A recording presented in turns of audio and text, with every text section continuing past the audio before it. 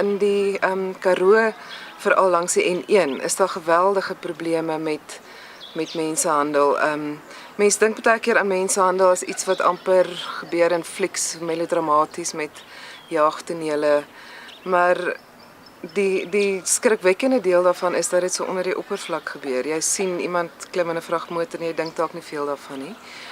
En dan kom dit daarop neer dat mense uit vreeslike arm gemeenskappe waar daar ongelooflike behoeftigheid is, na die Kaap of na Johannesburg vervoer word, waar hulle in omstandighede beland wat soms met ekonomiese faktore veroorsaak dat hulle basies as slawe werk, dat hulle sê maar in 'n visfabriek of op 'n plaas beland waar hulle letterlik R30 'n dag verdien en hulle ID-kaart en hulle bankkaart en goed word weggevat.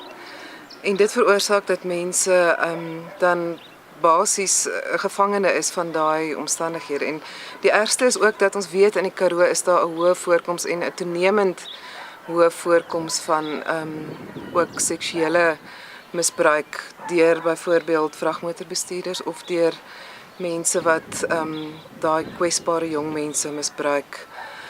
En dis mense wat dikwels net, hulle het nie kos om te eet nie, en dan is daar ook ouers dikwels betrokke wat sê, hoor hier maar, gaan maak 'n plan, gaan na die truckstop en kyk wat jy vir ons kan kry.